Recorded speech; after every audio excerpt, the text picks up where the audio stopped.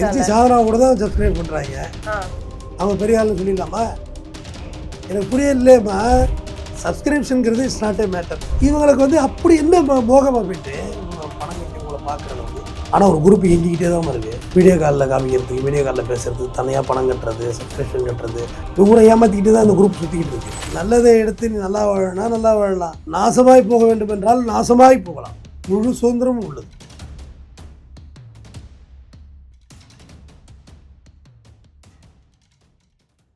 வணக்கம் சார். வணக்கம்.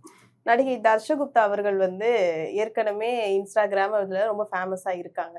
கிட்டத்தட்ட இளைஞர்கள் பட்டாளத்தில் ரொம்ப கவர்ச்சியாக புகைப்படங்கள் போடுறது சரி, அந்த வகையில் வந்து ஒரு நல்ல ஃபேமஸாக இருக்கிற ஒரு நடிகை.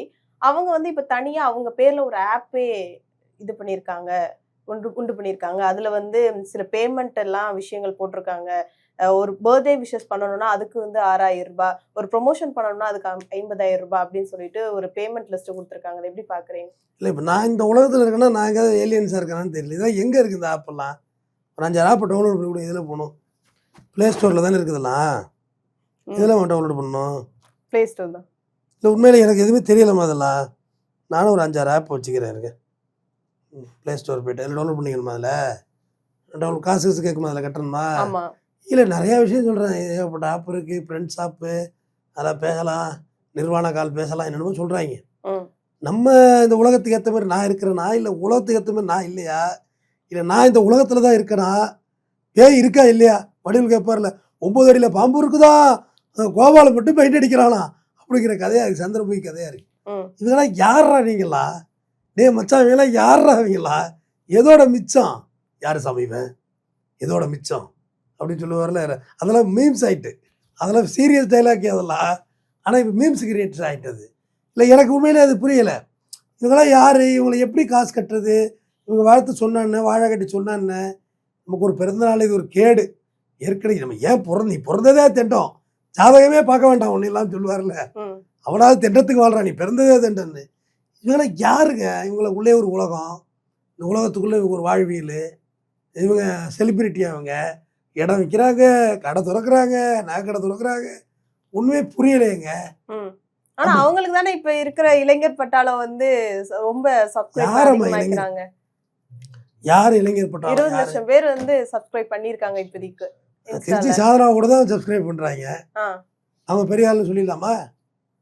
எனக்கு புரியலையேம்மா. சப்ஸ்கிரிப்ஷனுங்கிறது it's not a matter. Very well. ஆனால் இப்போ நமக்கு தான் கேட்குது. இப்போ என் சேனலில் தனியாக பார்க்குறதுனாக்கா அதுக்கு பணம் கட்டுற ஒரு ஆப்ஷன்லாம் கொடுக்குது. எனக்கு இதை வச்சு பொழப்பு இல்லை. இதில் பொழப்பா வேத்தா வடியுது எனக்கு. அது ஒன்றும் கிடையாது. நான் அதெல்லாம் வைக்கவே இல்லை. நம்மளை பார்க்குறோம், ஃப்ரீயாக பார்த்துட்டு போட்டோம், பார்க்காதவன் பார்க்காம போட்டோம், காரி துப்புறவும் துப்பிட்டு போட்டோம், துப்பாமல் போகிறோம் துப்பாமல் போட்டோம், துப்பா இருக்கு துப்பையா தூ அப்படி இருந்துட்டு போட்டோம். நான் அது கவலையே படலை. இவங்களுக்கு வந்து அப்படி என்ன மோகமாக போயிட்டு பணம் கட்டி உங்களை பார்க்குற அளவுக்கு. நீங்கள்லாம் யார் முதல்ல? நீங்கள் யார்? நீங்கள் யார்? நீங்கள் யாருன்னா நீங்கன்னா யார் முதல்ல? இவங்களுக்குள்ளே ஃபேமஸ்ஸு, செலிபிரிட்டி, இந்த வார்த்தைக்கெல்லாம் அர்த்தமே போயிட்டோம்மா. ஒரு இன்ஃப்ளூயன்சர்னு சொல்கிறாங்களே, வாட் இன்ஃப்ளூயன்சர்? உதாரணத்துக்கு எனக்கு தெரிஞ்ச இன்ஃப்ளூயன்சர்னால் ஒரு ஜிஹெச்சில் நோய்வாய்ப்பட்டு ஒருத்தர் இருக்கிறான். சார் கொஞ்சம் வைத்தியெல்லாம் கொஞ்சம் நல்லா பண்ணிட்டு சொல்லுங்கள் அப்படின்னா, செப்போப்பா நான் சொல்கிறப்பான்னு சொல்லிவிட்டு அவங்க ஒரு டீன்கிட்ட பேசி, சார் அந்த பாதிக்கப்பட்டிருக்கான், ரொம்ப ஸ்லோ ப்ராசஸாக இருக்குன்னு ஃபீல் பண்ணுறாங்க, அதை பார்த்து பண்ண சொல்லுங்கள் சார் அப்படின்னா யார் ஓப்பான்னு சொல்லி பார்த்தாங்க. அது இன்ஃப்ளூயன்ஸாக நான் நினைக்கிறேன், ஓவர்லுக்காக நினைக்கல. நீ நோய்வாய்ப்பட்ட உன்னை காப்பாற்றணும். அதேமாரி நீ ஏதோ ஊரில் மாட்டிக்கிட்ட ஒரு சம் ப்ராப்ளம் ஏதோ இல்லை, நான் அந்த ஒரு இன்ஸ்பெக்டர்கிட்ட ஏசிடிசிகிட்டே பேசி அவன் என்னென்னு பாருங்களேன் அந்த ப்ராப்ளம், அவனை எல்லாம் டாமினேட் பண்ணுறாங்களாம், அவன் நல்ல பையன் அவன் பாருங்க அப்படின்னு சொல்லி ரிலீஸ் பண்ணி விட்றான்னா அது ஒரு இன்ஃப்ளூயன்ஸ். வேறு என்ன இன்ஃப்ளூயன்ஸ் நீங்கள் சொல்லுங்கள்? அவர் கடிதம் வரும் பையனிடம் ரூபாய் ஒரு டீயும் ஒரு வடையும் கொடுத்து அனுப்பவும் நான் எழுதி கொடுக்குறேன். நீ போய் ஹோட்டலில் கொடுக்குற, ஒரு சார் கொடுத்தாரா ஒரு டீயும் வடையும் தின்ட்டு போமான்னு சொன்னால் நான் ஒரு இன்ஃப்ளூயன்ஸராக இல்லையா? அதுக்கு கூட இவங்கெல்லாம் ஒருத்தர் இல்லாதவங்கம்மா. ஆனால் இவங்க தன்னைத்தானே செலிபிரிட்டி இன்ஃப்ளூயன்சர்னு சொல்லிக்கிறாங்க. இன்ஃப்ளூயன்ஸ்னா இதாம்மா இன்ஃப்ளூயன்ஸு. இவங்க அதெல்லாம் கிடையாது. இப்போ சமூக வலைத்தளத்தில் வளம் வர எல்லாருமே அப்படித்தான்னு சொல்கிறாங்க. டோட்டலாக அப்படி தான் இருக்குது. நிலவரம் அப்படி தான் இருக்குது. சோசியல் மீடியா தான் ரொம்ப பவர்ஃபுல் வெப்பன்ஸ். ஒரு சின்ன ப்ராப்ளத்தையும் பெருசாக்கிடுது, ஒரு பெரிய ப்ராப்ளத்தையும் சிறுசாக்கிடுது. ஒரு வீடியோ சொல்கிறேன், அது இவங்களை பின்னாடி போகாதீங்க. இது சினிமா பின்னாடி போகிறத விட, மது பின்னாடி போகிறத விட ஆபத்துமா இவங்க பின்னாடி போகிறது. ஆனால் ஒரு குரூப் இயங்கிக்கிட்டே தான் இருக்குது. வீடியோ காலில் காமிக்கிறதுக்கு, வீடியோ காலில் பேசுறதுக்கு தனியாக பணம் கட்டுறது, சப்ஸ்கிரிப்ஷன் கட்டுறது, இப்படி ஊரை ஏமாற்றிக்கிட்டு தான் இந்த குரூப் சுற்றிக்கிட்டு இருக்கு. இல்லை இதெல்லாம் ஆண்கள் தானே போய்கிட்டு இருக்காங்க. இன்னும் கேட்கவே இல்லைன்னு பார்த்தேன். இதெல்லாம் அவுத்துக்கிட்டு நிற்கிறதுலாம் பெண்கள் தான் நிற்கிறாங்க. பார்க்குற திட்டம் தானே இவன்.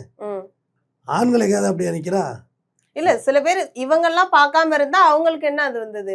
அவுத்து காட்டக்குள்ளே பார்க்கத்தான் செய்வாங்க. அதுக்குன்னு அமௌண்ட் பே பண்ணி போகணும்னு. ஆமாம்மா, ஒரு காலத்தில் பிட்டுப்பட தேட்டர்லாம் இருந்துச்சு தெரியுமா?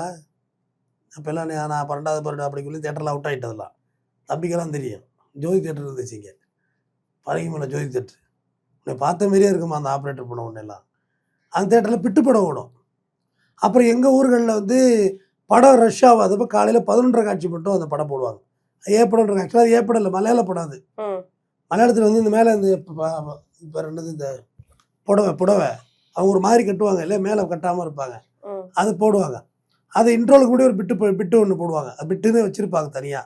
மழை பெய்யுற பிரிண்ட்டு, காஞ்சி போன பிரிண்ட்டு கிடக்காது, அதை எடுத்து போட்டு விட்ருவாங்க. அதோட கூட்டம்லாம் ஓடிடும். ஊரில் ஒரு பெரிய மனுஷன் பூரா தள்ள துண்டை போட்டுட்டு உள்ளே போவாங்க தேட்டருக்கு. இன்றைக்கி அது செல்ஃபோன்லேயே இருக்குது, அவ்வளோதான். வேற என்ன? தேட்டர்லாம் காலி ஆனதுக்கு காரணம் வந்து இது கிடையாதுமா, திருட்டு வீசிட்டு வந்ததெல்லாம் காரணம் கிடையாது. டாஸ்மார்க்குடைய வளர்ச்சி தேட்டரை பெருசாக அழிச்சிச்சு. 300 ரூபா கொடுத்துட்டு வந்தால் நீ கண்ட கருமத்தை எடுத்து வச்சிருக்கா படம்னு. அது 300 ரூபாய் குடிச்சா போதையாவது இருக்கலாம்ல, குடிமகனே அந்த மாதிரி மாறி போச்சு. செல்ஃபோனில் எல்லாமே வந்துருச்சு. தேட்டர் தேவையில்லை, விசிடி தேவையில்லை. கேசட்டெல்லாம் வாடகைக்கு கிடைக்குமா இப்போ தெரியுமா உங்களுக்கு? கேசட்டு படம் கேசட்லாம் வாடகைக்கு எடுத்து கொண்டு வீட்டில் டெக் வச்சு போடுறது. அது ஓடியும் தொலையாது. வச்சு அந்த ரெண்டு காலண்டர் எடுத்து இந்த ஹெட்டில் விடணும், சுற்றினா படம் ஓடும் அந்த தேட்டரு இந்த கேசட்டு. அது அப்புறம் திருட்டு கேசட்டாக மாறிடுச்சு. புது படங்களை பதிவு பண்ணக்கூடாதுன்னு வந்துச்சு. இப்போ அதுக்கெல்லாம் ஆப்ஷனே கிடையாது, முடிஞ்சு போச்சு. அதெல்லாம் சீன் அவுட்டு. எல்லாமே செல்ஃபோனில் வந்துருச்சு. எவ்ரிதிங் ஹேவ் இட், எல்லாம் இருக்கிறது.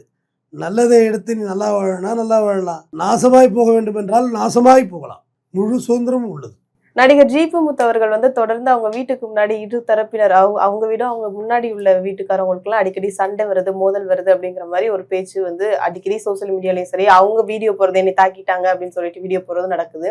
இந்த வகையில நேத்து வந்து அவங்க வீட்டுக்கு முன்னாடி நள்ளிரவுல வந்து மாந்திரிகம் பண்றாங்க அப்படின்னு சொல்லிட்டு பிரச்சனை வந்துச்சுன்னு சொல்லிட்டு இருதரப்பினருக்கு திரும்பி அந்த மோதல் வந்திருக்கு. அது அவர்கிட்ட ஏத்தாப்புல ஒரு கோயிலுக்கு கட்டுறது ட்ரை பண்றாங்க ஒரு கும்பல், பரமசிவம் ஃபேமிலிஸ். அந்த இடம் ஸ்கூலுக்குள்ள இடம்னு சொல்லி ஒரு மதுரை ஹைகோர்ட்ல வந்து ஸ்டே வாங்கிட்டு வந்தார் ஜிபி முத்து. ஏற்கனவே ஒரு அடிச்சு நவத்திட்டாங்க, இவரை ஆஸ்பத்திரியில் படுத்து இருந்தாரு. மறுபடியும் இந்த நைட்டு வீட்டில் பிளாக் மேஜிக் பண்ணியிருக்காங்க. ஏறான்னு சண்டை. இதுல வந்த குலசாகரப்பட்ட போலீஸ் நடவடிக்கை தான் எடுக்கணும், சுத்தி வீடியோ எடுத்திருக்காங்க. அதுதான் பிரச்சனை. இப்ப வந்தோடனே டப்புன்னு கையை திருக்கி ஆளை அழைச்சிட்டு போயிருந்தா சேஷன் அழைச்சிட்டு போயிருந்தா அடி வாங்குற விக்டிமையாவது ஓரம் கட்டணும். இவங்க வீடியோ எடுத்தாங்களா, அது இப்ப பிரச்சனை ஆகி போச்சு. அதுக்கு பிறகு இப்ப குலசேகரப்பட்ட போலீஸ் தான் வழக்கு பதிவு பண்ணியிருக்காங்க. மருத்துவமனையில் சேர்க்கப்பட்டிருக்காரு ஜிபி முத்து. இதுதான் அதோட நிலவரம். இல்ல தொடர்ந்து வந்து இந்த பிரச்சனை வந்து வந்துகிட்டே தான் இருக்கு. கடந்த இப்போ கொஞ்சம் இந்த ஒரு வருஷத்துலயே ஒரு 4-5 வாட்டி அவர் வந்து வீடியோ போட்டு விடுறது என்ன, அவர் வந்து ரத்த காயங்களோட சில பேர் குழந்தைகளை வச்சுட்டு எல்லாம் வீடியோ போட்டுக்கிட்டு இருக்காங்க.